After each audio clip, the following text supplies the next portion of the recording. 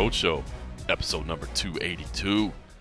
My name is John Morgan. Cold coffee is with me. And where else would we be? Of course, we're in Las Vegas, Nevada. The MMA Roadshow is staying home these days, just like everybody else. And when I say home, I mean, of course, the Casa de Cold Coffee on this blistering August afternoon. I'm telling you, as many times as we sit here and tell you what a wonderful place Las Vegas is, and it is. We're not making anything up. I love living in Las Vegas. It is a phenomenal place to be for so many reasons. Entertainment options. I mean, of course, the fight capital of the world. So for our work, it's great. I tell you how wonderful April and October are. Man, the weather is gorgeous. You got to come out during those months. Oh, I mean, there's wonderful tax reasons. We don't have income tax. It's nice. I mean, our property taxes are low. There's lots of things. Just preaching it. You're just selling it. I will say, late August sucks. It's hot. I don't care how long I'm here. Man, when you see that weather report and it's like 115 in the morning, 90 at night, you know, that's the high and the low. And that's kind of the stretch we're in right now. But it's the home stretch. We're at the end of August, and this is the part of the time where you don't go do a lot of stuff outdoors. You just kind of sit through it and and you wait for September and October to roll in. Yeah, we're in day 50 something, I think. I don't know if we broached 60 consecutive days of 3-digit degrees. Is that right? Yeah. I wasn't. That's what it is. It's not the fact that, like, okay, it's hot outside. And it's not the fact that it's just like, oh, my God, this is the hottest I've ever been. Because I've been in places that are worse. Yeah. It's just that sustained, like, 30 to 60-day period of it's just hot all the time. Even when you go out at nighttime, it's still hot outside. Well, it's funny because I saw your Instagram, or maybe it was Dee's Instagram, where Eli was out in the rain. Right. Like, through a lot of these stretches, we don't get rain. And here it didn't rain in my place. And you're, 2 hours outside of town. It rained 15 minutes from here, sir. 15 minutes from here. It rained over there. So we don't get much reprieve. Yeah, we're just in that point where it just, once it becomes this oppressive heat, there's just no let up. And I don't think there's any let up inside. I haven't heard the meteorologist say, oh, hey, look forward to today, whatever, from now, we're going to have something below, 3 digits. It's just, it is what it is. It's just hot. I mean, it's just. This is the price. This is to me, this is like the month where you just pay the price. Like you love everything about Las Vegas. You love the place you live, but for 1 month, you got to pay the price, man. It's like this is your taxation right here. That's it. And everything pays the price. Like this is I never knew this before coming to live in the desert. Like your car battery goes quicker out here. Your tires go quicker. Tires make sense because it's on the asphalt so hot, right? But yeah, when I had a battery that lasted for years when I got the car, and then when they were replacing it, I had no idea, and this just could be AAA saying their thing. They're like, no, typically out in the desert, batteries last. You're lucky if a battery lasts like 3 years because of the heat just drains it. I mean, in my car, there's some days where I feel like my car is like, why are you driving? I'll try to run the AC, and you just feel your car just bogging down because you're trying to hit that accelerator, and it's like, bro, I'm trying to keep you cold. I'm trying to keep you cold. Now you want to go fast? Pick one. So a lot of times if I'm trying to get somewhere, I'm like, all right, do I turn the AC off? Do I roll the windows down and just let the air come in? I'm like, no, it's hot as hell out there. Like, let's just take our time.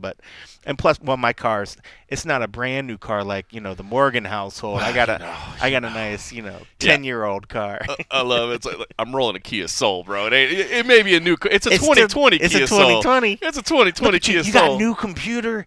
You got that 2020 Kia Soul. Dog, you living the best life out here. In the Corona best life out here.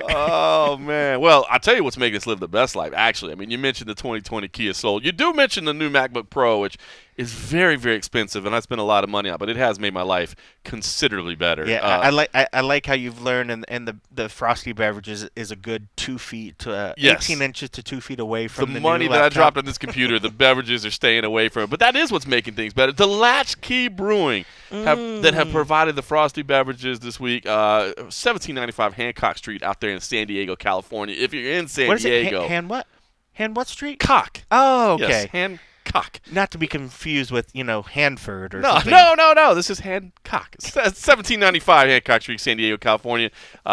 Reach out to our friends out there. We're starting off today with a Fogger. It is a crisp, light, and slightly hoppy foggy Pilsner. It's very tasty. It's very light, it's very good on a hot day like this. This is the Fogger. Yeah, that's the Fogger. Well, I was going to go behind the curtain. Let's take him behind the curtain. That ain't the first one. Oh no, we've had a couple foggers. So the first one was a fogger. Okay.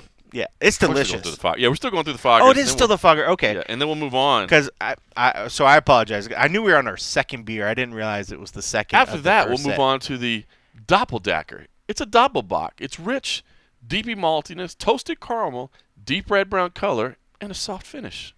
Yeah, it's better to work into that. That's why I figured if we start off with that, then I get to become crazy coffee. That's it. Really, I didn't want to do quickly. that. I figured, this nice hot summer day, let's have this nice cold beverage. Hop into it with the fogger. Hop into it with the fogger. Look at that. They should use that as the tagline.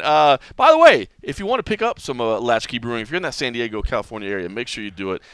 They are still doing to-go orders, actually, from their tap room. The tap room's closed right now because of COVID, but you can still pick up brews between Monday through Friday between 3 and 5 p.m. and weekends noon to 3 p.m. You can put your order in online at their website as well. And if nothing else, just reach out to our man Anthony Beach, Anthony.m.beach on Instagram. He is the Latchkey Brewing head brewer and a hardcore MMA fan, a good friend of ours. So we will take credit for them renaming the Hatch IPA. They did rename even though the we Hatch can't IPA. remember what it's being renamed to. Yes, because we thought it had a Hatch chili in it. I think they listened to our episode, realized that we are idiots. They're like, oh, and they made it. We should help these guys out. Thank Let's you, change Latchkey. the name. Thank you. So get your Hatch IPA if you can right now, because that's limited edition. Soon it's called something else.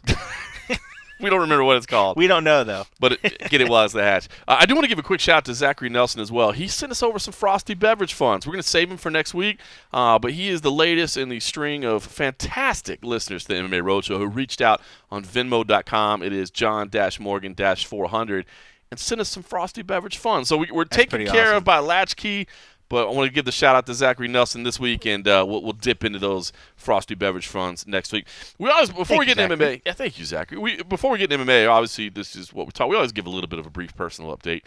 So I just want to give kind of a shout out. I'm on furlough this week, which is not great. Don't love the furlough. We've been dealing with this since March, but I want to give a bit of good news.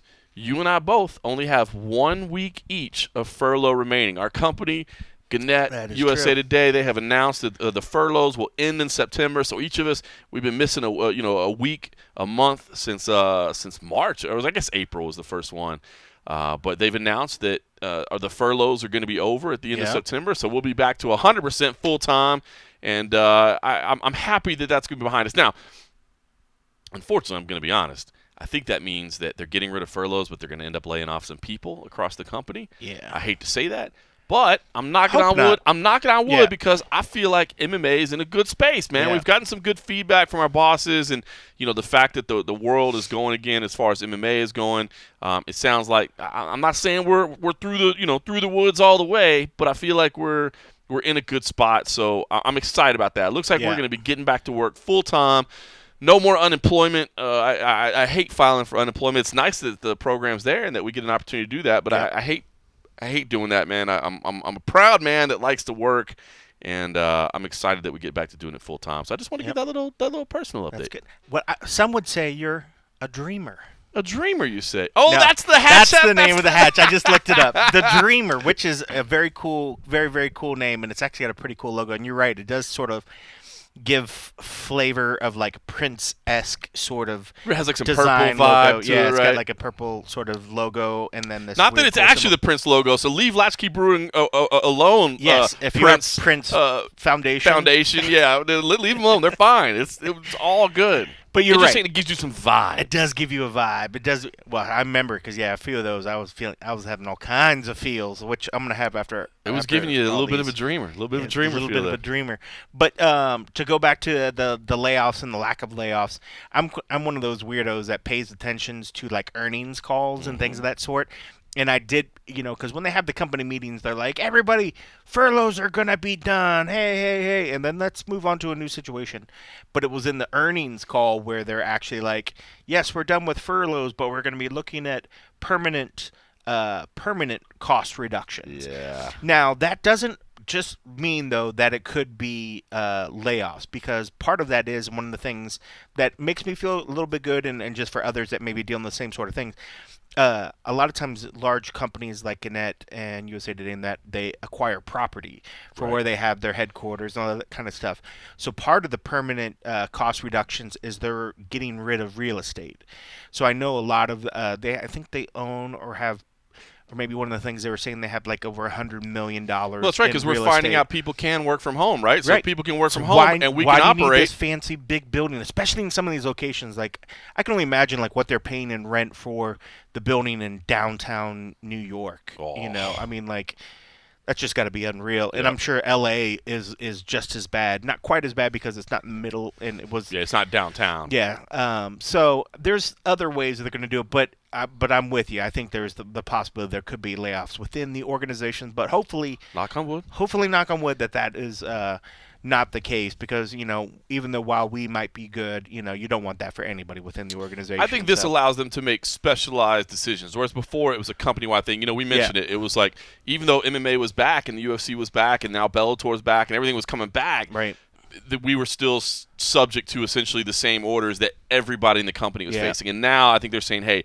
let's stop doing these company-wide things, and now let's pick things individually. And I'm optimistic. I mean, I think that MMA, you know, I mean, I can tell you our traffic is good. You know, we're back. The sport's back. I mean, and there's no slowdown of events, sir. There's no slowdown of events. That is for sure.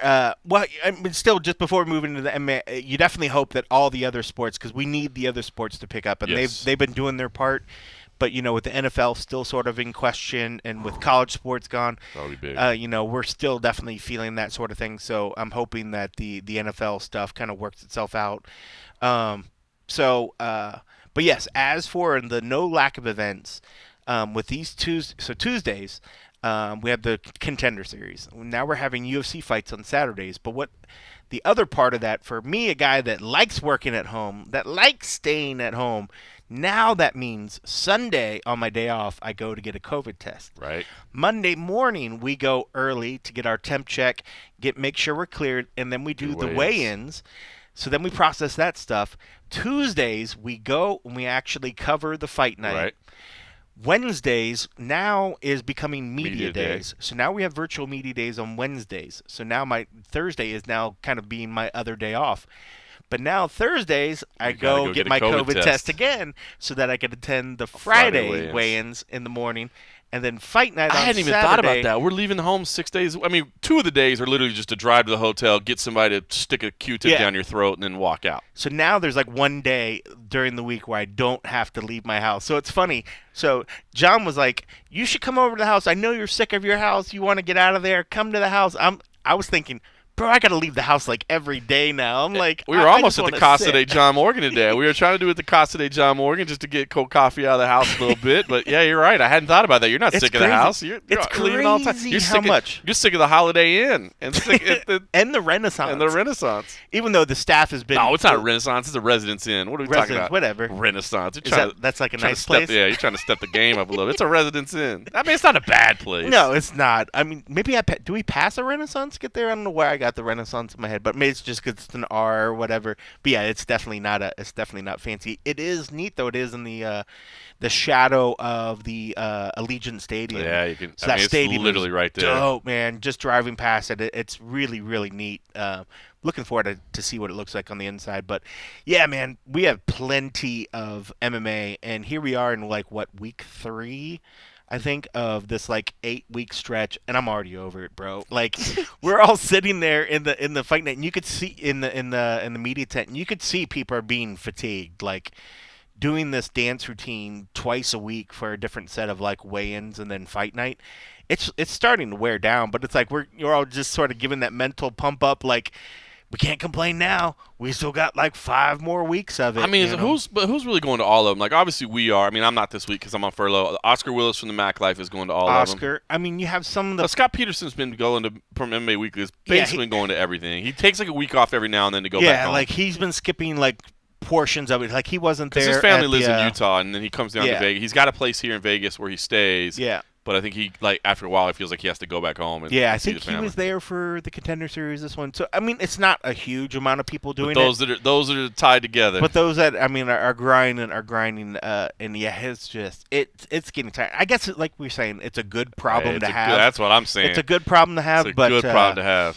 Yeah, it just gets. You want me to take you back to March and April? Remember what we were doing then? Let me take you back to then. I can barely remember last week. Take you back to when we had no events and we were scrambling to figure out how we were going to cover anything and have anything coverage? to put on the website at all. What are we going to put on the website? Oh my God! God! Now it's like, oh my goodness. But you're right. It is a good thing, a good problem to have. It's so funny, like. Whereas before, it felt like, man, when are we ever going to see Dana? When are we going to get Dana? I feel like we see Dana nonstop now. 2 or 3 or 4 times We're seeing him like I was like, wow, we just saw you like 3 days ago. Like, what do we have to ask you that hasn't already been asked? So good, man. Kind of funny. Well, one of the things you guys did talk to about, it was funny, missing out on this week of work. Jon Jones, no longer UFC champion. He is giving up his title. And I tell you what, man, this was a kind of a, I mean. It's a big event. There's no question about it. For Jon Jones to no longer be the UFC light heavyweight champion is big. It's newsworthy, of course. It has shockwaves. It has ripples.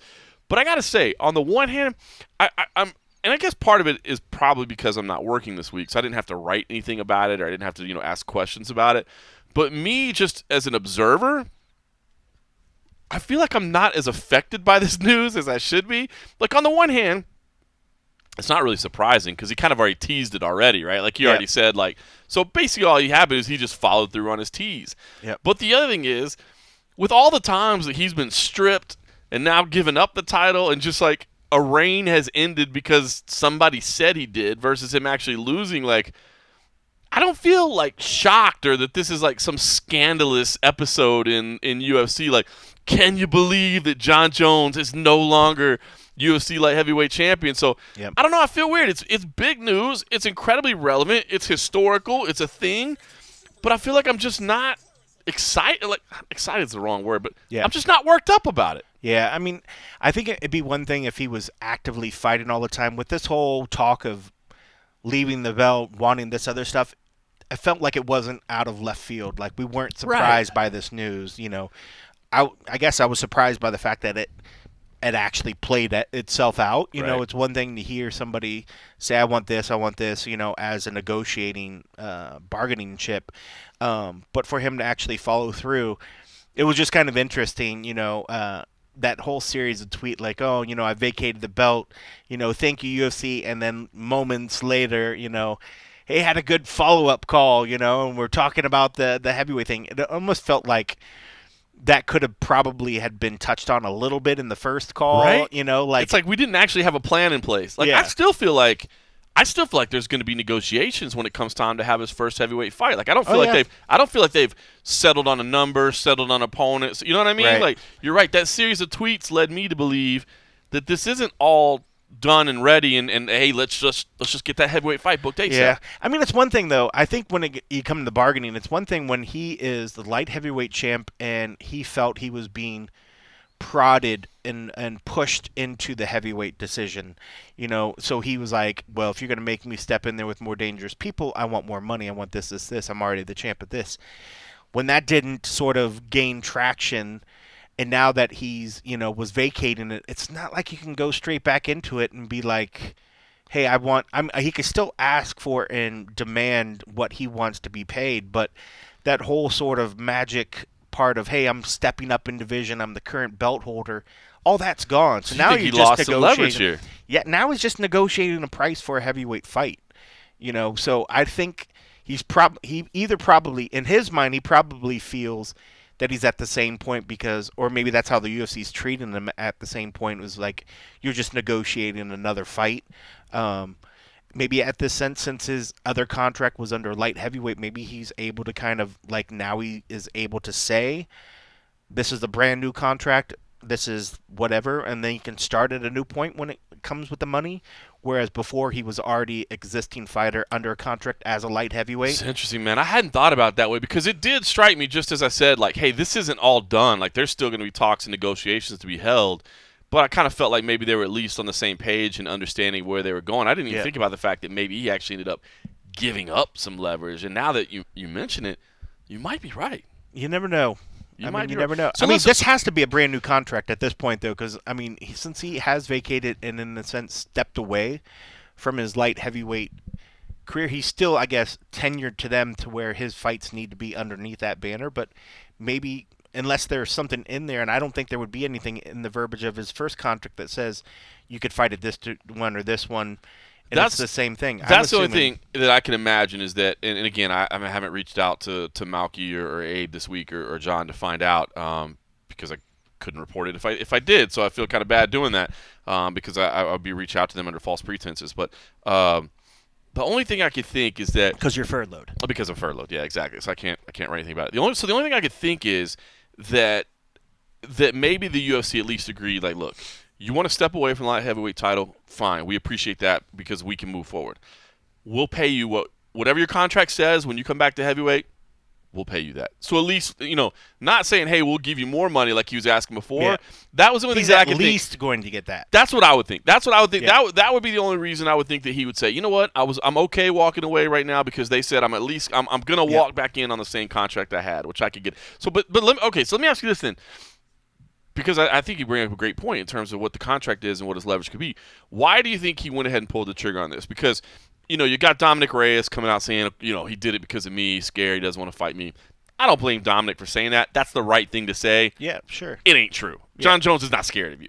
Thiago Santos, Jan Blachowicz, he ain't scared of those guys. Right. You know what I mean? So I wonder what the reasoning was in kind of pulling the trigger on this. And I'll give you my theory first, and then you can tell me if I'm crazy or what you think, is that I think Jon Jones has plenty of money in the bank at this point. I don't think he's concerned about finances. I think that he really isn't motivated by fighting those guys. As silly as that may sound, I don't think that really gets him excited to go do those things again.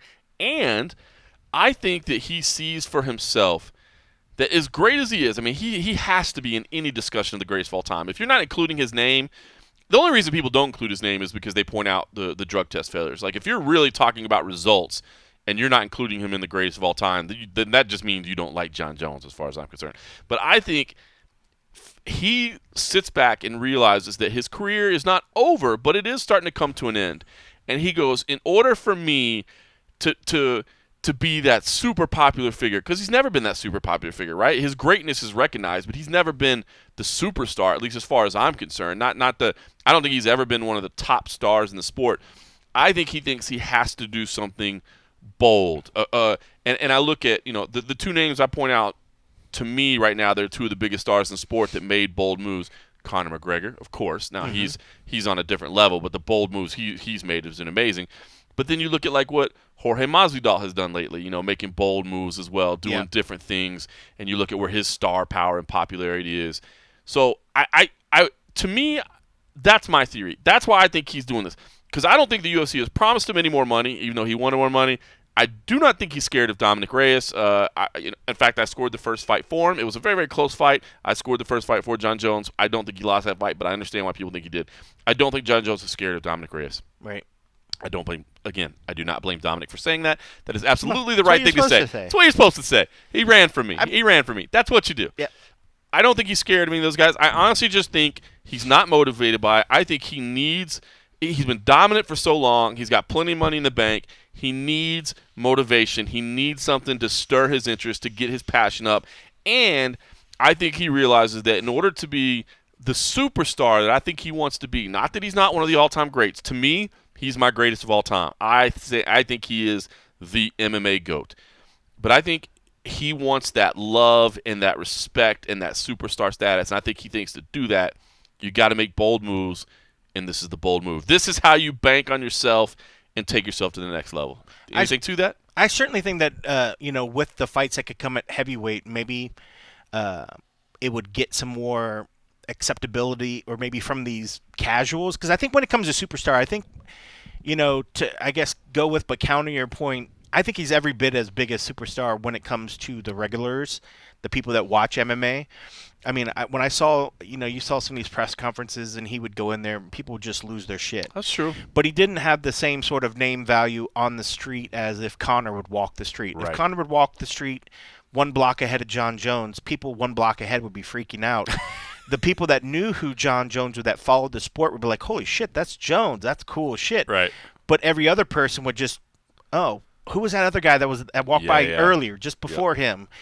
So I think in the terms of superstar status, he just maybe didn't get there as much with the casuals, but he's every bit as much a superstar amongst the diehards. Definitely. As even like George, even though George is like a hot frying pan, he's so hot right now. I still think Jones's star power amongst diehards is still bigger than George's. I would agree with that. You know what? I would agree with that. I think it's just the fair. casuals. I think it's the people on the outside, that were just cramming. You had the TV stations, you had the shows. Everybody just loved the story behind them. I would agree with that. So there's that. But one of the things, as you were talking and you were saying about the different contract, I think one of the great things about what's kind of probably in Jon's mind is that even though he wants to go to heavyweight, and I completely agree with you that the excitement level is probably waned for him, and while he could be nearing the end of his career, it could be not that it's a physical thing, but it's more of his overall excitement. Is he getting out of the sport what he wants to get out of it? And if he's not, I could see him vacating and just leaving the sport because, like you said, the man has money in his bank. And with that money in the bank, it allows him to, I guess, make decisions that are better for, I guess, his overall mental state. He wants to be excited to do these sort of things. But going back to, so here he goes in, if he wants to do this heavyweight, say he does even get the money that he already was promised before, I think in his mind he realized, hey, if I'm not going to get more money, if I'm willing to vacate this belt, he's already happy with that number amount and he's excited to do other things. But with this heavyweight thing, if it does possibly give him the opportunity of starting a new contract, getting some fights that are exciting, something that and that he's excited about, the unique thing with Jones is what's going to happen if Jones like, okay, I'm going to fight once, I'm going to fight twice in heavyweight, and he's like, I'm getting that itch, Dana. I think I want to take just one more going down. Right. They're going to have to give him a title shot. Oh yeah. If he says he can cut back down again, they'll give him a title shot. You have to. So even though he's vacating and jumping to the heavyweight, he knows in the back of his mind that if he wants another shot at a light heavyweight title shot, all he has to do is say the word. Absolutely. I would say even if he went to heavyweight and lost, twice, he can still go back. You still walk back to a title shot. Yeah, so it's not like, yes, he is vacating, but it's not like he's leaving the organization and he's putting an end. He's not burning the bridge. Yeah. It's not like you can never go back there again. I guess that's another reason why I'm just all not like worked up about it. Like, I mean, I'm excited about what's going to happen next, but like I said, I don't feel like yeah. He did what? I'm excited that I'm still going to see him fight. I'm glad that he's not just walking away and then we see him randomly in 8.5 years doing an exhibition boxing match or something, and then eventually makes his return to MMA at 46. Oh, that'd be terrible. All right, so what's the path here? Because Dana came out and said, look, he can't cut in front of Ngannou, which I love hearing that. Yep. I love hearing that. Yep. Ngannou should get the next title shot. It should be the rematch with Stipe. I think that's the fight that's on the table. So you got to get him in against, to me, somebody that at least has the potential of being a number one contender fight, right? But yeah, it doesn't like necessarily, top 5. You would think upper top 10. But hear me out on this one, because you think you're right about that. Yeah. You said top 10. Now we're talking. Here's the thing is, it has to be a name. You don't put him against a nobody, right? I mean, right. For instance, like I just said. Now you just set yourself up. I just said the word nobody, and I'm about to say, I just buried myself in this one. But like, I was looking at the rankings, and I was thinking, I was like, oh, hey, I can't wait. I bet you already know the name I'm going. You can't go Blagoy Ivanov. Come on, let's go do a fight. Oh, that's good. That wasn't the name you were. No, who were you the thinking? first one. Now you bury yourself. Augusto Sakai. Now you bury yourself. Yeah, I feel guilty. I feel terrible saying that, but yeah, those fights don't work. So but here's the other thing too. I don't think you really want to see him against a wrestler, and maybe I'm wrong in that regard. I don't think fans want to see Jon Jones against a wrestler. So to me, I take the name Curtis Blades out of the equation. Now, I know Curtis Blades and Derek Lewis already have a fight lined up, but I'm saying I don't know when this heavyweight fight's going to take place with Jon Jones, but I'm taking that out of the equation. Ooh. Even though Curtis Blades is de facto number one, I think you take him out because I think the thing is people want to see, can Jon Jones take the punch of a heavyweight? That's what they want to see. Yep. So I'm going to throw out two names that aren't number one contenders, that aren't necessarily, if you beat them, you're clear number one, but that I think may make some sense given the circumstances. I will give you two names. One of them already has a fight. He happens to be fighting a no-name coming up, but you never know what could change. I'll give you two names, Junior Dos Santos or Alistair Overeem. Ooh, what do you think about those? You're much higher up the food chain. Oh yeah, you were going to go a little further down. I was going to go further down. All right, let's hear what you got. Cyril. Oh, let's see. No, that dangerous as hell. He's dangerous as hell, but he doesn't have a lot of UFC experience. I know, but he's still kind of fresh into it. And I just think he's going to want to stand. Mm-hmm. He's going to want to bang. So Jones is going to be able to. Jones will have the takedown edge there. He's going to be quicker moving. And, I mean, I just think it's not as dangerous as throwing him to the top five. But it's a guy he's getting some sort of, push behind him a little bit. Like he is going to be he's one or two good finishes away from being immediately up in that push. Right. And if he would get a win over like a Jones, even though Jones was coming up, I think it would be a huge, huge push. But I don't know, that name jumped out. I like, in terms of the stylistic matchup, I like where you're going with that. I really do. That would be a fun test, a good test. I just feel like if you're putting Jon Jones in a fight, it has to have name recognition. Unless he's fine with not. Unless the UFC is like, well, we need to make sure we have name recognition so we can get our money's worth of what we're putting in it. But at this point, you could almost put anybody against Jones. Could you go? Because it probably Jairzinho. Could you go Jairzinho? Ooh, that's even more dangerous. But I could be into that. That's to me. That's what I was trying to balance. I was trying to balance danger versus name recognition and a striker. That's almost.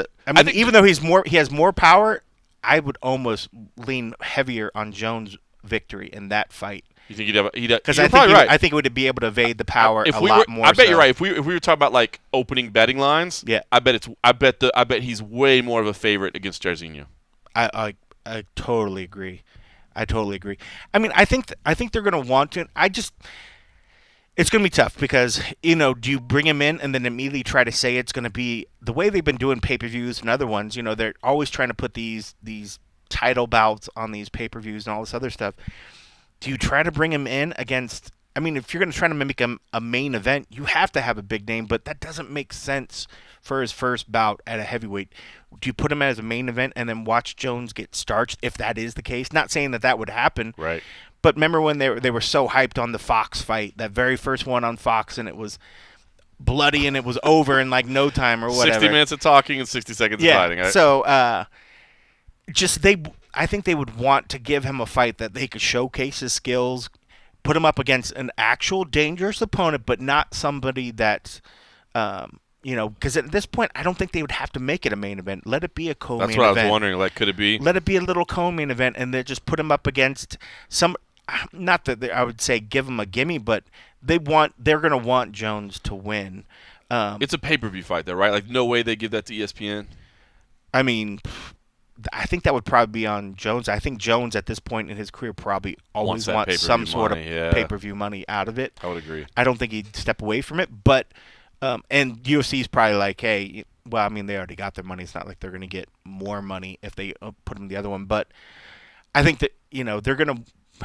I think his first fight is not going to be against the top five guy. I just think they're going to maybe his second fight. I think his second fight would, because at that point, if he gets 2 or 3 wins, the way that the heavyweight division is, you rack up 3 wins or so, you're like the number one contender. No question about it. So I think they just.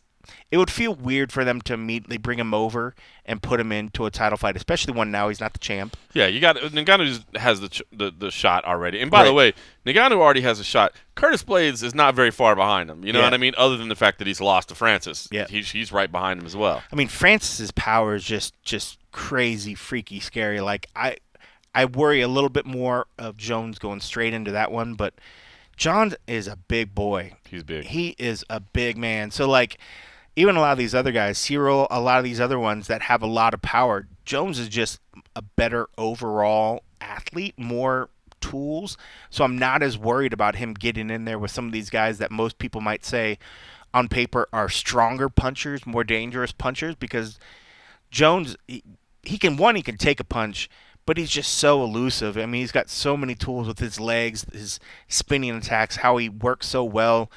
Ngannou's the scariest guy in the division, even for just Jones, because, right? I mean, just because he's got one-shot power. Like Stipe, he can sort of glance you with a punch, and he knocks you out. Stipe could absolutely beat him. I mean, Stipe showed against Cormier the type of dominance he can have in the clinch. Because I mean, that's what's going to happen, right? Yeah. I don't think Jon's going to want to set up and kickbox with anybody at heavyweight. I think Jon's going to want to. Let's get in the clinch. Let me get you to the ground if I can. Otherwise, let me do some damage in the clinch. If I can get on top of you, I'll get on top of you. I don't think he's going to want to just stand and trade. I mean, be interesting to see Jones with another 25 pounds on him. You know how strong and how big he actually is. I mean, be interesting to see those twiggy legs get all bulked up. You know, it's so crazy because his frame, his top half is so big, and those really lean, muscular legs. It'd be interesting to just see him come in there just all yoked out. I am excited for that. I'm excited. I do hate that we're not going to see the Dominic Reyes rematch because I did score for Jon Jones, but I did think Dominic definitely did enough that he deserved a rematch.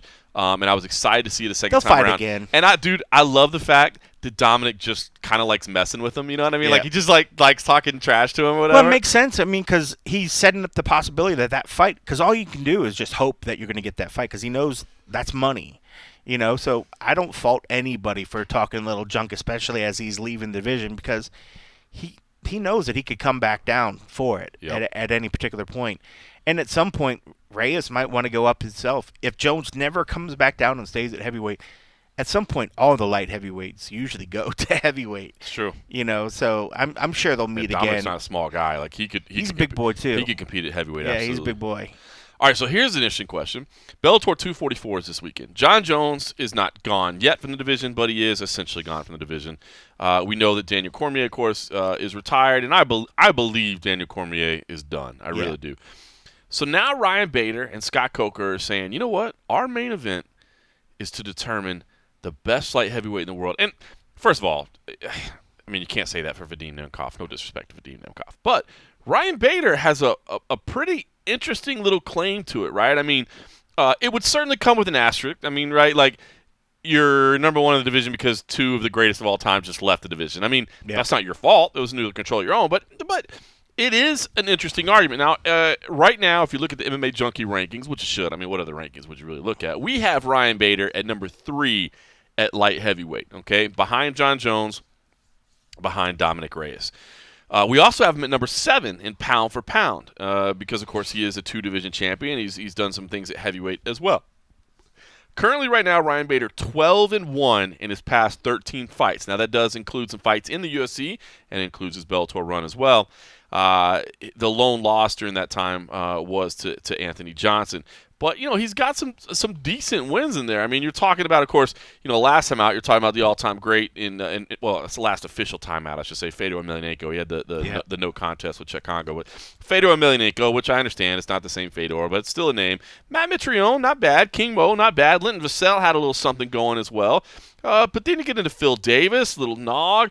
Ilir Latifi, the loss to Rumble. Rashad Evans, Phil Davis on there again. OSP, Fei Zhao. That was a young OSP. So, I mean, he's got some notable wins. And here's the other thing that makes it interesting. You didn't throw in the Anthony Perosh in there? I don't want to disrespect the hippo like that. I mean, he also beat the janitor back in the day. We'll throw it all in there. Yeah, that's a big one. I mean, you don't want to leave that one out. Janitor, all right. That's awesome. All right, but here's what I find interesting. He could face Corey Anderson because this is what I always say about ranking somebody number 1 outside the UFC. It's hard because you're not going to get the opportunity to fight big names. But Corey Anderson going over to light heavyweight, you know, if Ryan Bader can beat him next, that would certainly add to his, to the resume. Now, I don't know that there's a reason for him to fight Phil Davis again, but we still have Phil Davis in the light heavyweight rankings, I believe at number 4 right now. So you're talking about guys that are way out there. There is an interesting argument to be made that if Ryan Bader wins this weekend, He's the greatest light heavyweight in the world at the moment. He's number one in the world at the moment.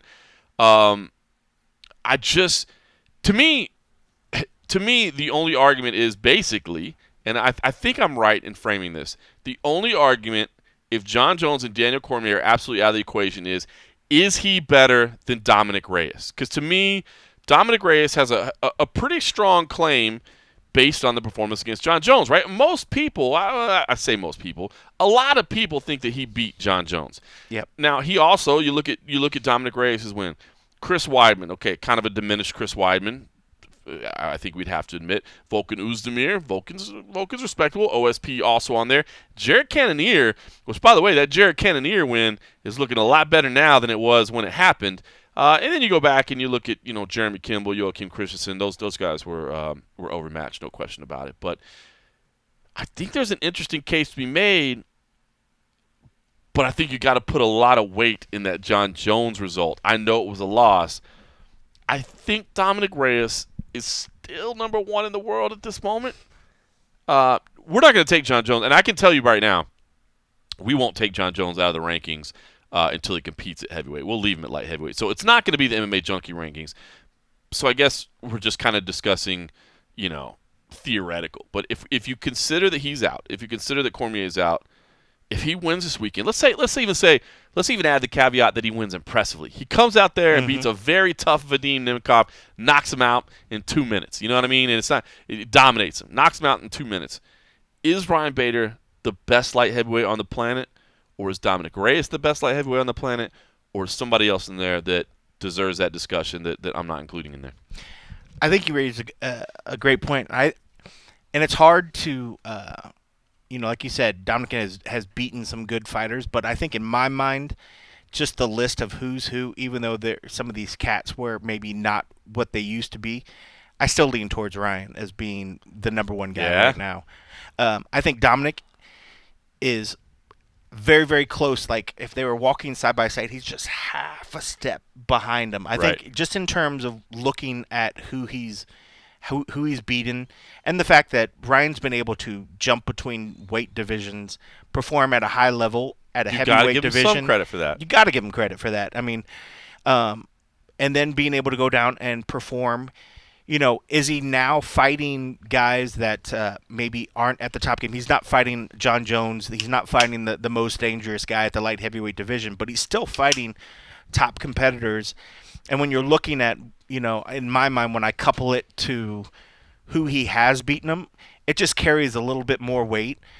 But that's no slight to Dominic. I mean, and the big difference also in my eyes, I mean, I guess I'm giving credit to Ryan. He's doing it also. He's 7 years older than Dominic. He's still fighting at a higher level. So I guess in my eyes, it's like when Ryan, if he did get a loss, I mean, Dominic would catapult above, but just being able to do what Ryan's doing at that sort of edge of his prime. I mean, you're looking at the whole body of work, right? Yeah, you're adding the whole body of work. It's tough to put even though Reyes could have possibly beaten Jones in some people's minds and he put on a great performance, everyone is capable of an outstanding performance and going out there and just doing the best that day.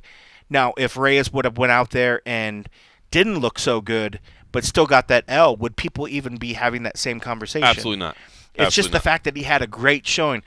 Let him show another great one. Let him just go in there and starch, get the belt, and then I think people can then be like, okay, that was not a one-off, like just complete perfect show and event. Right. Like he's consistently at the very, very top of the game, and I think Bader's just been showing that he is consistently winning at the top of his game. He's doing what he does. It might not be the prettiest, but he's winning in convincing fashion that, he's dominating some of these guys. Yeah.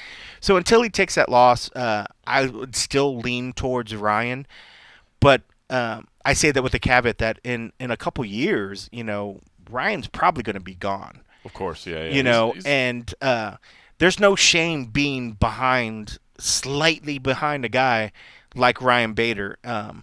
I think Dominic, even though as much as he, all these guys say they're the best fighters in the world, if you were having them side by side and they both were looking at each other's resume on paper, I think Dominic would agree, or just be like, he wouldn't be upset about the fact that some people perceived that Ryan was just slightly ahead. Because when you look at the names on his list, I mean, it's a wonderful list. Well, and that to me is a key point too, because sometimes when I see people debating rankings, because here's the thing, if Ryan Bader and Dominic Reyes were to fight right now, I'm not sure I wouldn't pick Dominic Reyes. Sure. I'm not sure I wouldn't pick Dominic Reyes. But that to me is not the way rankings work. Right. Rankings to me are like a snapshot of accomplishment. Right. You know what I mean? Where you stand and what you've done. And I see that's people like saying, like, who would us. you choose to be in a street fight with you? There's a hell of a lot of fighters that might not have the best record that you're like, I want that guy to be on the street fight with me. Yeah, it's just different criteria. I agree with that. And I remember, I think it was years ago, having an argument, not really an argument, but just a fun discussion over some beers, I believe with Brett Okamoto. That's like every discussion. Like every discussion. Basically, I probably had a discussion with beers. No, but we were talking because we were having, and I don't remember who we were talking about at the time, but I remember thinking if you were going to say, because I remember I think he pointed out the fact, he was like, well, I can't rank somebody over another guy if I would pick that guy in a fight, and I'm like, no, that doesn't work, because like if that's the case, then when Jon Jones was 8-0 and I was already sold on the fact that this guy is a future UFC champion, then that means I got to rank him number one right now. But no, you don't get ranked on the skill level. Yep. You don't get ranked on the abilities. You get ranked on the accomplishments. Yeah. Once you've got the check mark in the box, or you've got the mark on the wall, or however you want to say it, that's when you get the rank. As far as how many concerned. people were looking at Khabib on his way up and were like, this dude is a future champ, but you Absolutely. can't put him as the number one until he gets there. That's it. So all right. So here's an interesting argument, because you know what, I'm torn. I think right now I might go Dominic Reyes, but you actually made a pretty damn convincing argument that it should be Bader, and I don't know that I necessarily disagree with you. So here's where it gets real interesting to me: is let's say Bader goes out and smokes Nemkov, and then let's say Dominic Reyes wins in incredibly unconvincing split decision fashion over Jan Blachowicz, a guy that, let's be honest, Blachowicz is perennially like disrespected and underrated. I mean, he is on a solid run right now, and he deserves a little bit of respect. But he's somebody that had a handful of losses recently, and isn't considered one of the all-time greats by any stretch of the imagination. At that point, would that be a more convincing argument in Bader's? Like, is that what we're hanging on? That if Dominic Reyes goes out and just starches Blachowicz, then, because normally in our MMA Junkie rankings, and I think most people rankings, the UFC champ is pretty much number one. And again, that's not because we give it to them by default. It's just that if you're UFC champ, you've probably beat some pretty damn recognizable names on the way to the top. You've put some skins on the wall. You know what I mean? Yep. But if Reyes wins, but it's not especially convincing, that might be a little. I would feather still in keep the on the cap of same. Bader. But you said it though. If he goes out there and just literally destroys him, I would switch it and be like, okay, there's the consistency there. You can't at that point deny what he's doing.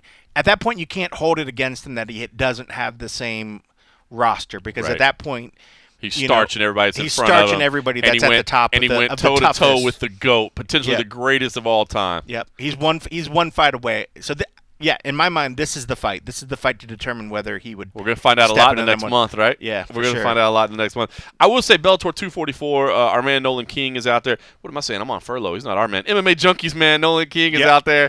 No, but I will say he's got full coverage out there, doing a great job as always. He spoke to Fedor Emelianenko today. He's out there grinding in the fight sphere. I will say, this main card, outside of Bader Nemkov, I am intrigued by Bader Nemkov, so if you're listening to this on Friday morning, the way most people do, tune in if you can, Paramount and DAZN. I'll be watching from home. Bader Nemkov is a big fight to me. The rest of the main card, not incredibly compelling to me, if I'm just being honest. Roy Nelson is on there. He is a massive underdog against Valentin Moldavsky. Julia Budd is on there, but she's a huge favorite there as well. It's just it doesn't get me incredibly excited, if I'm being honest. And by the way, we'll talk about the UFC shortly. I'm kind of in the same boat on that one, so it's not like I'm just trying to take pot shots at Bellator here. Just not a lot that's getting me super, super excited. I will say, by the way, Yaroslav Amosov, the undefeated 23-0 fighter on the undercard, kind of makes me wonder a little bit what's going on there. I'm surprised that he's not featured on the main card, if I'm being honest with you. I don't know why he's not on there. Chris Brennan, his son is on there, Lucas Brennan as well. Chris Brennan may not mean a lot to a lot of people, but if you're an old school MMA fan like me, then he's certainly going to mean something to you. And of course, he lives in the Dallas area as well, so that's something a little added extra. But Chris Brennan was around for a long time, and then Goyito's on there against Josh Hill on the prelims as well. And not to disrespect Outlaw and Piccolotti, that could be a great fight as well. But I don't know, man. I'm just a little surprised with. I mean, I guess you got to put Bud on the main card. You got to put Roy on the main card because of the name recognition. Because of the name. Yep. But I don't know. Josh Hill and Eric Perez, I thought maybe could have deserved to be on the main card. Maybe Outlaw Piccolotti could have been on the main card potentially. But Amosov, the undefeated 20. I mean, that record is just gaudy at this point. Whether you think he's the real deal or not, I would think you want to start getting him a little love. And I know you want people to tune into your stream as well. But I don't know. The card is built kind of weird to me, if I'm being honest. Yeah, but the only fight. I mean, no offense to the Salter fight, but that'd be the only one that I would think that have the possibility of moving off that main card. Everybody else on there, you got to keep on there. You can't. You have to keep Bud and Nelson, even though she just lost the belt to Cyborg. Bud was very, very dominant, up until that point. And Roy, you probably paid a lot of money for, and he's a big name. And that's it. People still love him. Love him or hate him, people love Roy Nelson. Just there's something about him, and he's the kind of guy that he would never let Coker live her down if they put him on the prelims, probably. Oh, it wouldn't even be Roy that'd have to deal with it. It'd be his wife. Yeah, it'd be Jesse.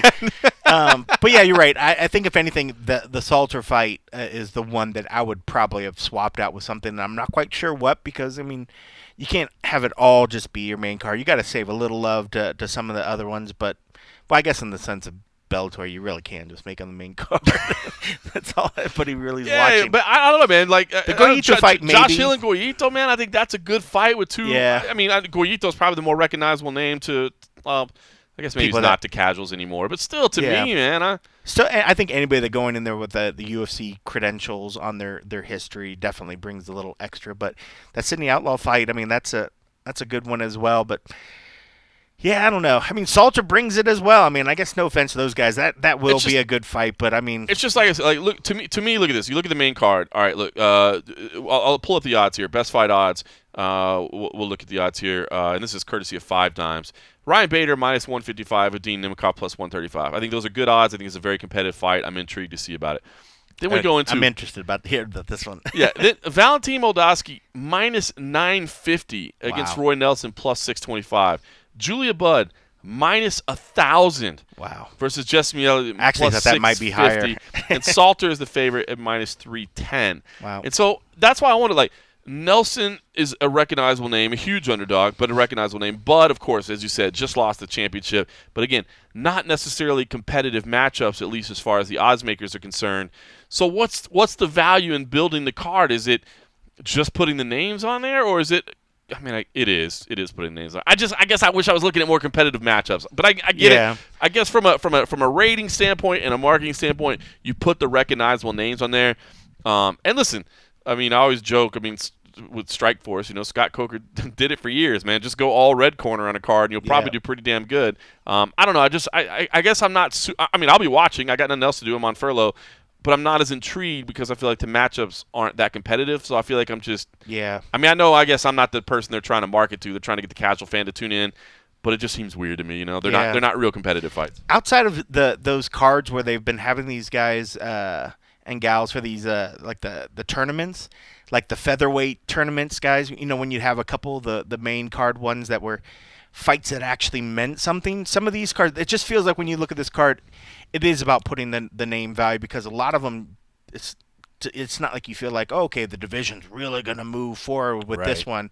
This isn't one of those cards. This is, let the title thing play out the top, and then throw some other name value up on the top. But it should be some decent one, but this could be one of those cards you watch and you're just like, wow, that person blew me away, and maybe there'll be somebody out one of these other fights that does something. But it's not the most exciting card. But just looking at, I'm intrigued by the Bader Nemkov fight. I think that's probably worth the price of admission right there. So hopefully that's a decent fight. I I've always loved Roy, so Of course. I didn't realize he was such a big underdog. I think I'm probably the only staff person that probably picked him, but I kind of homered on that one. You got to. He's a good dude. He's Yeah, been he's there a for a long good time. dude. He's always been great to us. I will say one last thing, kind of wrapping up the whole light heavyweight situation between UFC and Bellator. I will say this, and this is obviously not Jon Jones' intention, but it's a byproduct for me. I am way more intrigued. As silly as this may sound to a degree, I think I'm more intrigued by fights now in the light heavyweight division, because now that I know he's gone, at least for now, I feel like people really have a chance to be a champion and really have a chance to do things. I'm more excited by Maheta. I'm more excited by Blachowicz. I'm more excited by even, say, Anthony Smith and Alexander Rakic and Glover Teixeira and again, fighting Maheta and all this. It's just I'm more excited by it because when I looked at all those guys, no disrespect to any of them, but I'm like, yeah, but they're not going to beat Jon. Yeah. So I'm just so it's like, that's a big fight. It'll be interesting to lose to Jon next. You know what I mean? It will be interesting to see who finally finds their voice all of a sudden and starts chirping and calling out guys, because I'm sure this is exciting for them as well, because you're right. I mean, I think a lot of them would probably have no shame in their game or wouldn't feel any shame about making it to a title fight and losing to Jones, which could be one of the fighters that at some point people will say, man, I was lucky enough to fight one of the greatest of all times. Right. There's no shame in that, being number 2 to a guy like that. But now that he's gone, a lot of these guys, hey, I could be the number 1 guy again. So a lot of people are going to start finding that voice get a little and start chirping and getting excited. So it is exciting, but don't forget, folks, he can still cut back down. I know. What's funny is I hadn't thought about that until you said that earlier. He's gonna come back. He's like, at some point, and at any point, and don't let that hurt your feelings that you're the number 1 contender and you worked your way up to the number 1 contender spot, and Jon Jones decides to come back down. That he's going to skip right over top of you. Can you imagine if DC comes back at 205? He's like, you know what? I just didn't give him a chance at heavyweight. And Jon's like, I'm coming back to 205 as well. Isn't that funny? I'll meet you back there, fella. So funny. All right, listen, I should say, by the way, if you like what you're hearing, make sure you do us a favor wherever you listen. Make sure you're logged in and you jump in and you leave us a rating and a review, man. The more ratings, reviews we get, it kind of helps us out, helps us grow the show a little bit, and more people listen to us. I listen on Apple Podcasts, so if you listen there, leave us some feedback. I love reading those. Otherwise, if you really love what you're hearing, take it up to the next level. Head on over to patreon.com/the MMA Roadshow. For as little as $3 a month, you can join our growing community over there. And, of course, it is the exclusive home of all the post-fight and a half episodes, which is basically every week now because that's all there is. Imagine if you had to do it after the Dana's dude. The Contender Series as well. It wouldn't happen. It would never happen. I'd be done. But I still do enjoy doing them. Of course, even though I'm on furlough, I'll be doing one as well. I'll steal some of the audio that Cold Coffee will be collecting from inside the media tent over at the UFC Front Apex. and center, y'all. And I'll let you know what I'm thinking watching. By the way, speaking of patreon.com/MMA Roadshow, let's give a shout out to our man Christopher Shively, the latest addition to the Hello, roster. Christopher. Thank you, Christopher. And while we're talking about patreon.com, because when you're over there and you ask me a question, we're going to handle it. You see what I'm saying? I mean, you reach out to me on Twitter. You reach out to me on Instagram. I mean, I'm probably going to answer you back. I do my best. I mean, I'm not trying to be – I know it's tough financial times. Which is saying something because you got a lot of followers. You got a lot of followers. It would be a shame if I didn't respond with my, 30 followers. I try to respond to everybody, but, I know not everybody can jump in on the $3 a month. It's tough financial times for everybody, and I'm trying to be equal to everybody that's out there, right? But if you're on patreon.com/the MMA Roadshow, trust me, I got you. You're going to get something. For instance, it could be like our man – Jay Gagliulo. He said, say it with as much emphasis as possible. He said, Gagliulo. That's how I say it every day. I feel like I just want to I'm going to slap something when I say it. Gagliulo. Come here. Come here, you. This was after UFC 252, basically. At least I'm assuming that's what brought this up, as you'll understand. He said, I'm curious to get your thoughts on what MMA could do to correct the eye poke situation. Obviously, they're all unintentional, but if a fighter purposely gouges someone in the eye, they should be disqualified. Would using the type of gloves that Whitman and Gaethje sell make a big difference? Would you be in favor of using instant replay to identify eye pokes and automatically deduct a point? I think you have to penalize the fighter regardless of intent. They cause too much damage and make too big of an impact not to get involved. And all right, so a couple things here. First of all, what's the matter, you? I like what Gagliulo. What's the matter, you? I like what he's saying because you are right. As far as eye pokes are concerned, they ain't happening on purpose. I have yet to see an instance where I think it was clear that a fighter poked somebody in the eye on purpose. Now, really? Well, maybe one or two, but listen, they're not trying to injure people, but I think it's mostly accidental. Now, the good question there: would you be a favor using instant replay to identify eye pokes and automatically deduct a point? I really was a little bit surprised this past weekend, and I look forward to talking to Mark Goddard soon, maybe when we're over in Fight Island, of why he didn't use replay there. Now, Mark Goddard obviously came out and apologized and admitted he didn't see it in real time. Yep. But I mean, you could hear Cormier saying, look at it, as the replay was playing in there. And I wish Goddard would have done that. I mentioned this on the N.5 episode the other night, is that on the one hand, I wish that Goddard would have gotten involved. On the other hand, I'm kind of glad he didn't, because it was at the end of the third round.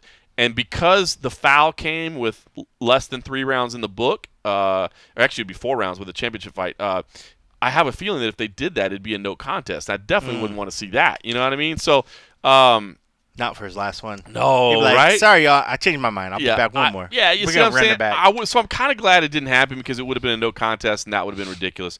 But I was surprised that he didn't kind of evoke that use of instant replay to at least bring in the doctor and give some time and all those things. So I was a little surprised there.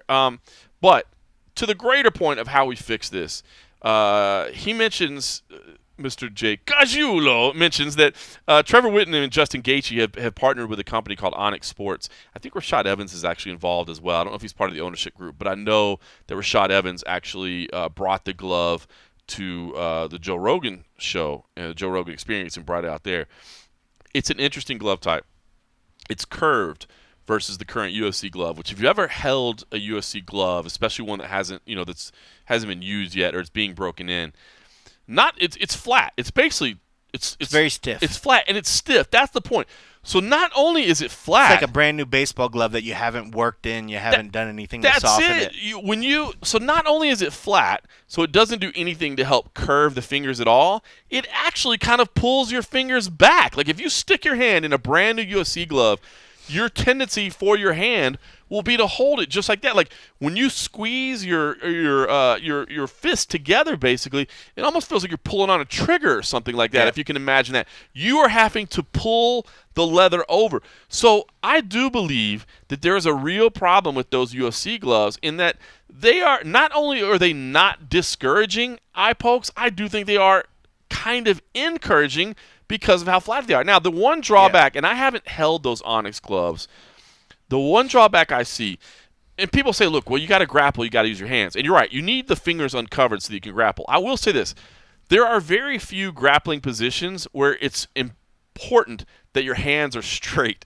Most times you're going to be clasping, going, you know what I mean? So the fact that your hand is curved a little bit is not going to be a huge issue. I will say this, and again, I haven't held it in my hand, but just looking at it, the way those Onyx gloves are, because they're rounded and then there's kind of some padding at the top, it's definitely a rounded feature. And I worry that when you're trying to slip in a rear naked choke, which is one of the places that you do kind of want that flat hand because you're trying to blade in, I do think that maybe that kind of bump, that speed bump that's on there, might be a problem. I mean, it's already tough to get rear naked chokes now as it is, because fighters know to keep their chin tucked and they'll pull it. But I think it might make it a little more difficult. But to me, yes, I think we need to fix the gloves. I don't think fighters are doing it on purpose. There's always going to be the problem, and it happens because somebody attacks and you try to push them away. I mean Cormier poked Stipe as well, and Cormier always does that, right, where he pushes his hand out, he kind of hand fights and frames. It's always going to be a problem, but I do think you're never going to be able to stop that. It's just not human nature for somebody to rush at you and you to reach out to push them away and keep your fist closed. You're not going to. You're going to open your hand. Yep. And so I don't know that the gloves would necessarily fix that, because if your hand is open and it's curved, you're still going to be poking your finger towards that. If you're imagining, the palm of your hand outstretched in front of you, it's still going to be curved. Your fingertips are still going to be facing that person. But I do think a glove redesign would help a lot, and I think this Onyx Sports has the idea. We've seen it in other, the Strikeforce gloves were a little bit curved. The old Pride gloves were a little bit curved. I mean, you can go with the old Jeet Kune Do gloves all the way back if you want to look at it. I mean, to me, long story short, I think that's the answer. I do not think increased penalization is going to fix it. I do not think increased rules. I mean, I guess any increased rules would just have to deal with increased penalizations. I think it's a glove redesign. I think that's what's needed. Yeah, I mean, I don't know when it comes to the glove design, what needs to be done. But I do agree that You're right. When they get these brand new gloves, they're stiff as a board. I don't know if they would just allow these guys to get gloves early on in, I don't want to say a season, but break it in and let them bring the gloves back. The commissioner, somebody checks it out and says, yes, that glove doesn't look like it's been diminished in any way, looks good. Yes, you can use this glove. Because you're right. I mean, I think if the glove wasn't sort of forcing the fingers out, that maybe there would be more of a natural bend in there because the glove is more broken into. So I wouldn't be opposed to them letting them even if it was just broken in more. I think if it was just broken in more, that you would get less of Hell, this maybe action. there's a way. Now, what you're saying, I think, would be risky, right? Like to get. Now, I know what you're saying. It's a great idea. Yeah, just as long as somebody just looks at it and just checks it off and makes sure. But that's what I wonder if there's a way that a manufacturer can do that. Is there a way a manufacturer can break it in where it's not damn I'm sure stiff? If the UFC gets them, if they just actually open them up, they get them and they're just in a box in a bag. They just never open them up. If they made it a point to get them, or if they had a machine that could sort of just break them in for them, get them, unseal them, break them in, reseal them so that they're actually more pliable. That's what I wonder, because like giving the gloves to 24 fighters and saying, hey, we trust you. I mean, granted, we're going to inspect them again, but then going to weigh them. Yeah, you're going to weigh them. You're going to visually inspect for no stitching, but you're still allowing, variables, right? Yeah. You're still allowing variables. So I do wonder if the manufacturer could do something, because that's the problem with those UFC gloves. They're not bad gloves, no. But it's just when you get them brand new, like I said, not only are they not curved, they literally actively pull your hand back open. It's like putting a book on your hand. They are not comfortable, and they are not. They're literally like anybody that's ever played baseball, and you get that brand new glove and you're like, wow, it doesn't bend like I want it to. But once you put that ball in there and you wrap the rubber bands around it, and you let it sit and you let it sit, and you maybe put it under your mattress or do all the little tricks to break it in, then you're like, wow, it fits like a glove and it works perfectly. If they had the time to break in those gloves, I think we would get a lot less, because even while people maybe had their fingers out, they would have more of that natural bend and they can bring them back in. But when going to the instant replay and that use of that, I would not be opposed. I mean, like, as for going to instant replay every time something happens and stopping around, that would be a complete pain in the butt, and I could see him not doing it. But if you have 2.5 minutes, if you need to do an instant replay or 3 minutes, whatever, in between round, I think if there is an eye poke or some sort of egregious sort of foul, if in between rounds the ref could go to an instant replay. If he needs an extra minute to look at it, that's the time to let it work at it. And then if it is something egregious, then you immediately come back out and you deduct a point or something. I don't know about breaking up the action, but I think if there's a way to do it in between rounds, I would love to see more instant replay on stuff like that. Because if that was the kind of thing, and most of these things, they're accidents. So even if he did have the time in between the round to see it, it's not like it would change anything. So I could see where some people are like, well, why even just slow it down that extra minute? But if you have 2.5 minutes, if the commission's doing a thing, it's not like the ref needs to be over in each corner. The ref's kind of gather himself. But if in that 3 minutes, 2.5 minutes, whatever, he can walk over. If he knows there's something, just say, hey, pull that up. If you get in the habit of it, it could be already ready, dialed up, and look, and he can just take a quick look and say, all right, there's nothing to be discussed, whatever, let's go in here and do it. But if there is something, you could say, hey, I clearly see something I didn't catch before. He could either go out and at least mention something, or at least, if it's bad, just say, sorry, in instant replay, we saw that this is definitely a factor, and it's altering the outcome of this fight. I'm deducting 1 point for this thing. I think it could happen. I think they would just because you don't catch it live doesn't mean like it should be ignored, or that it should be ignored. They just need to work it in to when they can give them an opportunity to look at it. Yeah. I mean, granted, I get it. There's times, like there's broadcast costs money. They buy a block of time. So they need to be able to get in and get out. So they need to have this sort of thing. But it's just a matter of altering the dance. If you have a few minutes, it can't take that long. I saw some people floating the idea of having kind of a replay official, basically like a second referee. But I will just say this. I will warn you with this, that I actually don't think that's a terrible idea, to be honest with you. Somebody watching, that's an official that can communicate with the in-cage official that's watching, that can pick up on things like that. I don't think it's a terrible idea. Just understand, it's not going to happen anywhere except in the UFC. Like, in these smaller promotions. They're not going to be able to afford another official. Like the commissions aren't going to be able to charge. Like they're going to push back when you go to any of the regional promotions. Like, oh, by the way, we've got to add an extra $1,000 in officiating budget tonight because we've got to have this guy. It's like kind of like with drug testing. It's not like you're seeing that at the regional level. 100%. So just understand that is not a solution. That if you want that solution, it's going to happen at the UFC only. So that's just being realistic. All right, UFC on ESPN 15 is the other card this weekend out of the major promotions. Munoz versus Edgar. I kind of dinged on Bellator a little bit. I'm going to ding on the UFC a little bit as well. This is not a fantastic card. But I will say I'm incredibly interested by the main event, and I'll give you a couple names that I'm looking for outside of it. But real quickly, let's talk about the main event. Pedro Munoz versus Frankie Edgar. Edgar is an absolute legend. I say it all the time, but I'll say it again. Yep. If you're a fan of MMA, you're a fan of Frankie Edgar. Period. I can't imagine if you say I love MMA, but I hate that Frankie Edgar guy. He's just way too nice, man. Yeah. His work ethic, I just hate him. You got problems, man. The dude is an absolute legend of the sport. In and out of the cage, an incredible human being. So he's a stud. I worry about this matchup a little bit. He's for going Frankie. down. He's going down to bantamweight a little bit. For the first time, and I think that's good. I think he's a small guy. Always has been a small guy. Amazing to think about the studs and the huge guys he was facing up at lightweight years ago. But here's the thing that I worry about. In the striking game, Munoz is no joke, dude. Yep. And he's throwing elbows. He's badass. He's legit, dude. And so I can't, you think of Edgar, you think of the quick boxing, in and out, move. Okay, cool. I'm not so sure he can dominate that game against Munoz. I think Pedro Munoz is a stud there.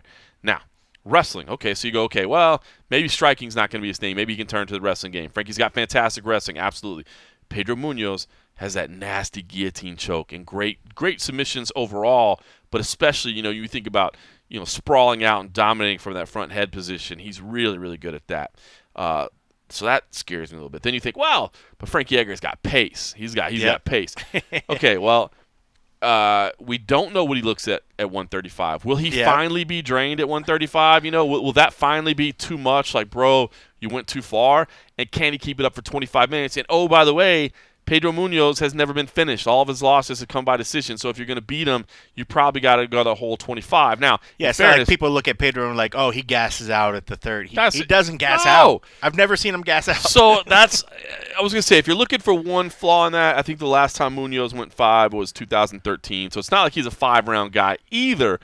But I'm just saying, you're right. We haven't seen him gas. So, and he's a smart guy. I mean, like I've never seen him go in there and just, to use a poor phrase, blow his load quick. Like he's a smart fighter. So if he knows he needs to hold some energy back and put it in there for 25 minutes, he's going to have no problem. And most of these guys will tell you, guys, we don't train just 3 5-minute rounds. Yeah, we're training for that anyway. 5 rounds, 7 rounds, 8 rounds. They're training him. Like, I'm not so worried about his cardio. But you're right. I mean, coming down, dropping more weight, at some point with Frankie, he might have had to drop muscle to get to this point. So it's going to, who knows what that does for anytime somebody's cardio. Anytime somebody's dropping, I feel the first time there's always question marks. I'm not saying I'm not saying automatically, hey, when somebody drops weight, you should immediately bet against them. I'm not saying that. Yeah. But you want to see it. Yeah. You want to see it. And he's coming in against the guys at the top. I mean, this guy was just literally contending, fighting for the number 1 shot. I mean, like at the top of the division. So, as much as we said, like, talking about Jones going into a different division, like, let's maybe not just throw him against the cream of the crop. Frankie is literally coming in and fighting guys at the top of the division. I mean, he would want it no other way. Of course. It's not like, from what Frankie's done in his career, and as much as everybody loves him, and he's always great to have on the card, you can't just be like, oh, well, he's got to earn his way to the top like a rookie. No, you can't do that with Frankie. But he is literally going in there with a guy that is super dangerous, has super tough hands. I mean, Frankie's got a chin. We've seen that tested over and over again from top strikers. He could take a punch. He recovers well. He's good on the ground. He's got cardio. But like you said, going into a different division where he's having to give up some weight, he's going to have to give up some strength. It's just a matter of, how much he's actually going to diminish himself to get down there. He's going to make it because he's professional. Yeah, I mean, he's about as much of a pro that there is, but he's going in against a guy that I think for a long time we all realize is championship caliber, and for that to be your first welcome to the division. Oof. Is tough because especially at this, I mean, I think as much affinity as everybody has for Frankie, you kind of want him to go out on a good note. You want him to get good fights towards the end because as much as I love watching Frankie fight, I realize as well, he's a lovely commodity that's not going to be there forever. I mean, he's got probably, I mean, in his mind, probably has fights and fights and fights, but we could be looking at a Frankie that maybe has like a few fights left. Completely agree. In his career. Absolutely. And he's starting with a huge opponent because after this, should things not go his way on Saturday, where do you go? I mean, where do you go that's not a slap in the face of Frankie? And that whole top of the division is just stacked. Beast. I mean, it's just killers. I mean, like I know it's crazy. Like, what a time to be going to bantamweight. What a time to be going to bantamweight. Where there's nothing it's but just killers because you don't want him to. I'd love for him to get a nice, easy fight, but that's below the top 10, and you can't give him any top 10 anything below a top 10 fight. I guess I want to make it clear that I am not counting Frankie Edgar out. Frankie Edgar is a damn legend, and anytime he finds a way to win a fight will not shock me. He pulls shit out. That's it. He really, really does. But I'm telling you, man, this is we always when I used to do junkie radio a lot, we would talk about like gun to the head, right? Like there's somebody with a loaded gun to your head, and they're like, you got to pick the right name, or I'm pulling the trigger when this fight's over. If you pick wrong. I'm going Pedro Munoz, man. You know what I mean? Like, it's just, to me, there's questions around Frankie, and the stylistic matchup is tough. So I'm excited to see how Frankie looks, but I'm a little bit worried for him on this particular matchup. The rest of the card is not phenomenal, as I said, so I'll just be honest about it. I will say this, just a couple things that stand out to me.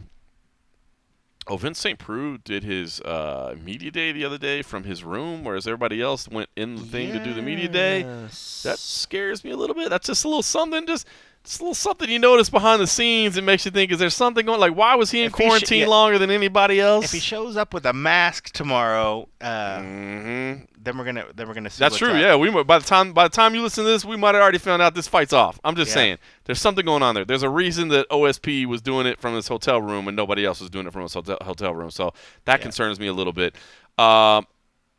The one that I'm really excited about on the main card, Maria Agapova. I wish everybody could just say Agapova, but they're saying Agapova. Agapova would be way easier. Listen, I think she's the real deal. I've said it before, and I'll say it again. I think she has championship quality to her, and she is a huge. By the way, we're talking about big odds. Check this one out. According to Shanna Dobson, according to the odds makers, she is. Let me find it here. Minus 1250. Wow. So I'm going to have a really, really another good week of picks. Did you go with Dobson? I did, I think. What is wrong with you? Because I love Dobson. Well, she is great. Shanna's awesome.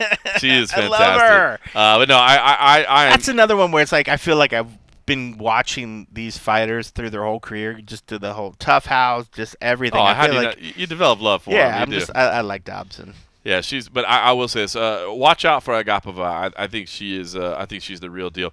I will say a couple of underdogs. By the way, talking about OSP, he is an underdog, just slightly, plus 110. But assuming he does make the matchup, I kind of like him as a little bit of an underdog there. No disrespect to Alonzo Minifield. Obviously, I like Minifield. Of course, he's a Fortis MMA guy, so want to give love to Saif Saud, and certainly always love that team. That's Dallas, Texas. He's in town, man. He was trying to go to the gun range the other day. Oh, were you trying to? That's funny. Yeah, he hit me up, but he said he tried to go. Well, whatever. For anybody that knows that when you go to a gun range, you can either rent pistols and you can go to the gun range, and it's not like that expensive. They were trying to charge him for a gun rental and ammunition, $500 and some bucks. Oh my God! I was like, you didn't do that, right? And he's like, hell no. He was like, blah blah blah.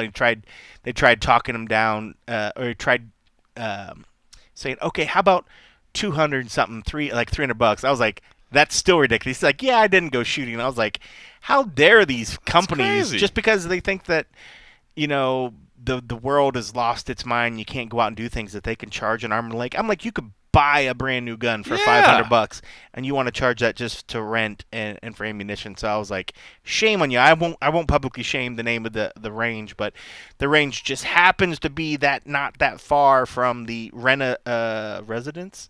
I was gonna say Renaissance again, the Residence Inn. So I'm not gonna say their name out loud to shame them, but if you look it up on Google Maps, they're not that to a Hustler they're not that strip far. club right there. They might be really, really close to a Hustler strip club as well. Shame on you folks, but that's funny. But yeah, so and Safe's a very, very good shot, so you can't talk bad about his fighters. Not at all. I'm not talking bad about his fights. I'm just saying I like OSP with some underdog money. You know what I mean? Assuming he fights. I will say another underdog I like, and we'll see if I'm right on this one. Takashi Sato. I like him with a little bit of underdog money against Daniel Rodriguez. I think that could be a little bit of a scrap as well, so we'll find out about that. Prelims, I'm going to give you a couple to look out for in case you're just, if you're hardcore and you want to watch like us, I'm definitely going to be watching. Timur Valiev is a stud, and I think he's going to be next level. He's finally making his debut. He got a late opponent change. It looks like it's still kind of in the process, but the reported opponent right now is Trevin Jones. But he's a stud, and you want to keep an eye on him. And Mizuki Inoue. Yes! I like Mizuki Inoue. I really do. You look at Mizuki Inoue and you say, 14-5, that's a good record, but it's not great. But then you look at the losses. Virna Jandiroba, which, by the way, how great did she look? Alexa Grasso, Karolina Kowalkiewicz, and this was very, very early in her career. Yep. She's still very young at this point, so I think she's somebody to keep an eye on as well. The brother of Naoki Inoue, by the way, who got absolutely screwed by the UFC. If I could just throw that out there, he was part of the flyweight purge. You know what I mean? He got kind of caught up in all that, so I think he got hosed. But those are people that I'll be looking out for. Look, I'm going to be tuned in. That's probably not the best advertisement for and a half that I've ever given. But it's not the greatest card in the world. But we'll still be talking about it afterwards. So if you want to jump on over to Patreon, check it out. Anything else that's just catching your eyes or something that you're excited about in these matchups that, again, admittedly, not the greatest card. Yeah, it's not the greatest card, but I mean it should be fun. I mean Dwight Grant, that's fun, but yeah, you hit it with the Mizuki Inoue fight. I'm excited for that one. Yeah, it did make me think about when you're talking about the purge. It made me think about the other day when we were, and I mentioned this in our Slack channel earlier. Because BJ Penn's story picked up on it when I asked Dana about, you're signing all these hard-hitting journalism for cold coffee. I know. I was like, what am I doing? Even though I was trying to give him a chance to kind of just spin it, and then he just kind of said whatever. But it was like, you're bringing on all these fighters onto the roster. You're signing all these people. Kind of, I guess, my lighthearted question that didn't really sound lighthearted was like, should the roster be worried about the fact that you're signing all these fighters, or is it a matter of you kind of bring these guys on? Do they sort of sit in their own little world, and then eventually cross over into the roster, And he's like, no, they're all part of the same sort of thing. So, as much as we keep having these shows signing 4 or 5 guys, at some point the current roster's got to be like, damn, they signed 5 more. Scare you, right? They're signing everybody right now. They're signing so many people, and it's not like they're deciding, hey guys, we're going to expand our roster because the new crop is so good. But I never thought about it when, so the story that came out, and BJ Penn was talking about it, and then another contributor that used to contribute for MMA Junkie, Trent Rainsmith was like, I see this as, hey, let's remove guys that are getting paid more with guys that are paid less. I never really thought of it in those terms. See it that way. But I can see the point, though. These guys are coming in and getting, who knows what the initial contract that they're getting. Sure, it's 12 and 12. Which is a good bit less, But, yeah, it was kind of funny that, my just random question, because I was like, I should ask Dana something, that somebody actually made something out of it. Cold coffee. I know. Journalist of the Year. Next year. World MMA Awards. Next year. Yeah, whatever. That's great, But man. no, I mean, it should be a good night of fights. I mean, at this point, it's all blurring. To be honest, it's all blurring. The fact that we just had fights like, 2 days ago, and then here we are with like a more expanded card. I do like the fact that Tuesday nights it's like quick. Yeah, 5 We're like in and out. I love it, but this one should be interesting. But I'm excited. I'm excited to get back in there. It's always fun to get together with hot tea, sitting in the back, watching some fights and stuff. Man, y'all get ice cream out there. I never get ice cream. Dude, well, you got to stop going inside because the ice cream truck's only there till 4. So you could either get a snow cone, and they have like the different flavorings off to the side, or you can get a vanilla cone.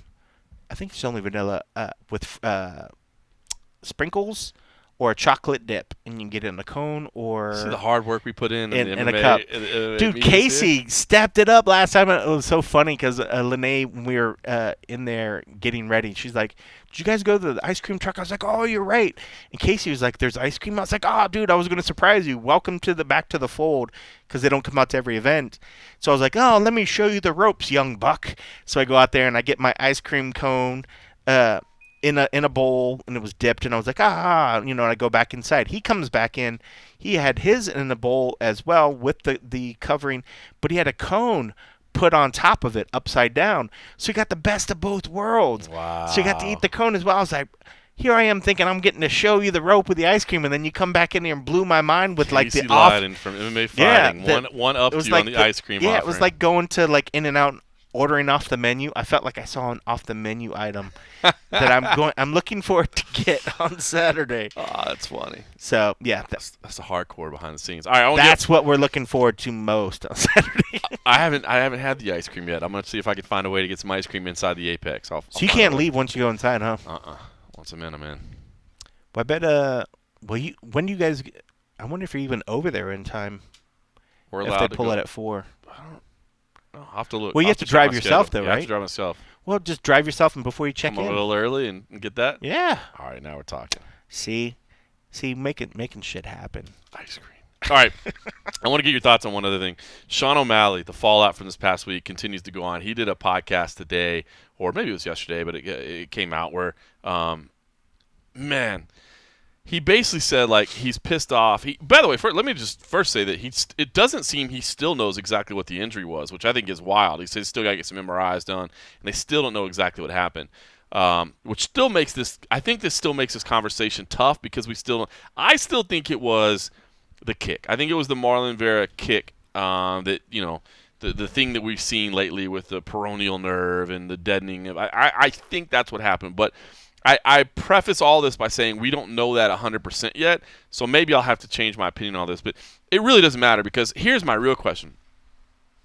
So he comes out and he says, what sucks is that I lost to somebody that I know I'm better than. That was, it was just kind of what happened and my injury and my foot. He talked about the brace on his ankle maybe being too tight, maybe causing that an issue. He mentioned, rolling his ankle several times. He did touch on the kick, but he wouldn't point to the kick and say that was the issue. I don't know. It was just interesting to watch. If anybody hasn't watched it, it's worth checking out because I don't want to take him out of context. You should check it out. And there are some clips floating out there, but I will warn you, don't just watch the clips. There was more to the conversation than just the short little clips that are out there. So if you want to take it in whole and make a real decision on it, watch more of it because I don't think those clips necessarily tell you exactly what happened. But so the first part comes out after the fight. His first social media post is a photo of him. It looks like playing some video games, smoking some weed, couple of chicks next to him, and he just puts humbled. And I saw a lot of people actually pick up on that and go like, oh, Sean O'Malley, look, respect. He's saying humbled. Like, no, he's saying he's not humbled. He's saying I'm smoking weed with 2 chicks and playing video games. Like, I'm not humble. So he wasn't saying that he was actually humbled. He was saying I'm still me. And then he comes out here and he basically just says, man, I know I'm better than that guy. This is not the result. And didn't he basically said Cheeto sucks. I mean, he didn't just give him any credit at all. Yeah. So I'm torn on this because on the one hand, he's a young kid and his swagger is part of who he is. Yep. And I think there's value to that. You know what I mean? And I do think there's value to just like having your first loss and saying, that ain't gonna slow me down. You know what I mean? I think there's as I said, there's value in it and saying I'm better than that. This was a weird moment. It's not credit to that guy. It's just credit to oddities, and I'm still the greatest in the world. But I think there's also a lot of value in stepping back and being very introspective and looking at losses and saying, what happened? What did I do wrong? How can I improve? How can I get better? What do I need to change? and I'm on the border with this one. I'm on both sides to a degree. I can't figure out where I'm standing right now, so I'm looking forward to following how this plays out moving forward. Was this, and again, I don't know exactly what you learn from this, but is this a moment that Sean O'Malley can get better and he's wasting it by pretending it didn't happen? Or is he wise by, just blocking this out, considering it a freak occurrence, and saying, I'm still the same guy I thought I was. I'm still going to be world champ. So, I don't know. Does one side of that argument strike you as more one way or the other right now? I know when you certainly can't fault him for his swagger, and you can't fault him for his confidence. I think anybody that sees himself as a future champ will have that unwavering confidence going in there. I think the part of us that wants him to admit his opponent was better in that night is the one that we want more maturity out of these fighters that you eventually see. That's a good point. But this is a 25-year-old man that still has a lot to go in that aspect, but also in the terms of like swagger and being on top. Which fighter hasn't went out there and lost a fight and just been like, I know I'm still the better fighter. He had the better that day. Unfortunately, in this situation, he's not saying he had the better that day. He's just saying he's like, oh, my leg blew out, my leg, whatever. But that's the thing is, I wish he would at least like if he said that. Like, bro, I'm still better. Like, I know I'm better than that guy. Like, you know what? On that night, but he's not. He's saying like he's saying like this guy sucks. But he's also probably dealing with a lot of issues right now where there's probably something internal to him. You would hope, wondering, well, if it wasn't him, if his kicks and if he didn't whatever sort of push this forward, what in my leg is giving out, and is this going to be a problem possibly with my career? Me. And if that's what scares me. And if there is that thought. Maybe it's a matter of, hey, well, I'm going to deny. I'm going to be in a little denial mode right now, and I'm going to try to push and get the most I can out of what is possibly left. Because if this is sort of the career that eventually could lead towards the end of his fighting career, might as well, keep the hubbub high and get some, another fight or so. But, I mean, if this is going to be a recurring problem and if this is something that's going to stop him from fighting MMA, maybe we'll only see him doing grappling matches or something going forward. So I don't fault him for his swagger. I mean, I would certainly love him more if he would give Cheeto some respect for him doing it. But also, if he possibly knew that his leg was compromised going in and then something happened and then he's like, well, my opponent didn't do that. Right. I had this, but they're never going to admit that they were compromised because these fighters are always 100% before they go into a fight. They never go in there with injuries or whatever. Never. I can't fault him. I mean, I can't expect everybody to go in there and be like a Frankie Edgar when he loses a fight and show a lot of grace and show a lot of respect to their opponents.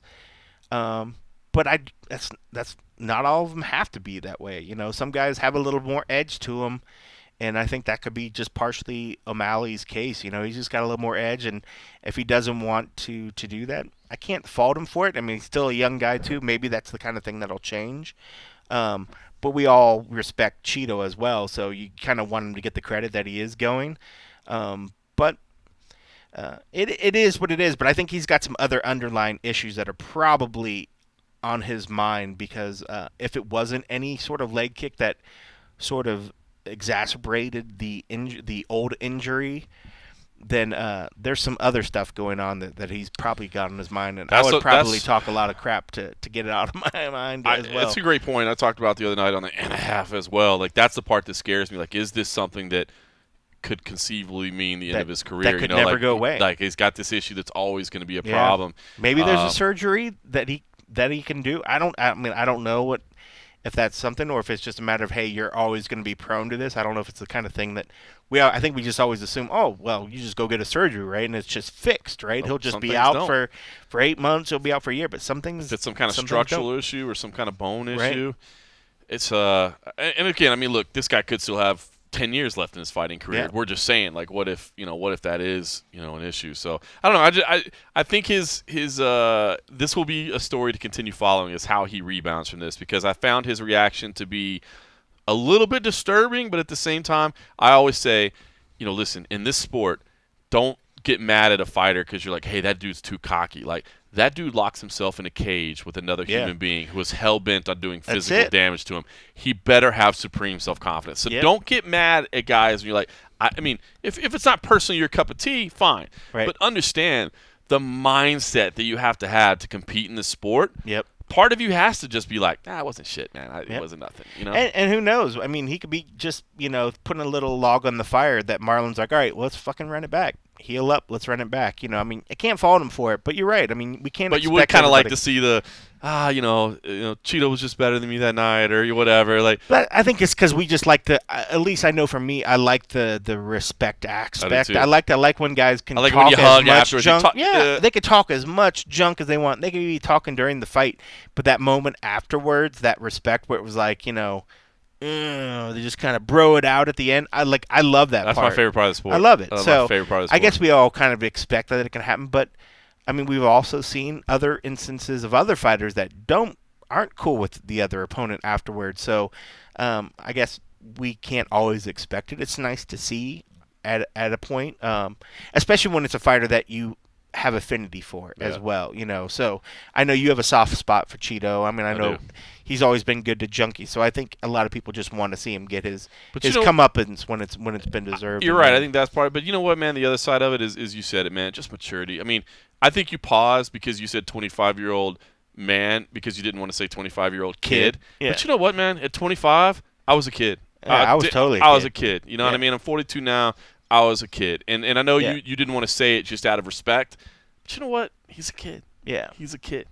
I mean, I think we take a lot of them for granted because we see him fighting in the biggest organization, and a lot of these guys have been doing it for so long. But they're all still learning the ropes. That's it. They're still figuring out, where they are. That's not being disrespectful or condescending to say he's a kid. Just think about where you were in your life at 25 years old. If you're 25 right now and you're listening to this, you probably think, what are these old dudes talking about? Like, I know my shit. I thought I knew my shit at 25 too. Yeah. Now I'm 42, and I realized I didn't know anything at 25. You know what I mean? You knew enough to get in trouble. Now you know enough to get in trouble and back out of it gracefully. Oh, that's it, man. All right, well, listen, we've been yapping long enough, and I appreciate everybody putting up with this. A lot of big fights have been announced that we didn't even talk about. We'll get into it. The schedule is going to it's not going away anytime soon. It's going to keep getting crazy, so I'm okay with it. I know it's a little tough for Cold Coffee.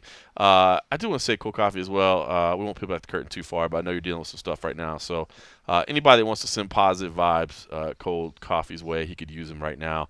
And honestly, just thank you for doing this, man, because I know it's not an easy time for you, man. So I appreciate it. I'm not dying, folks. It's not me.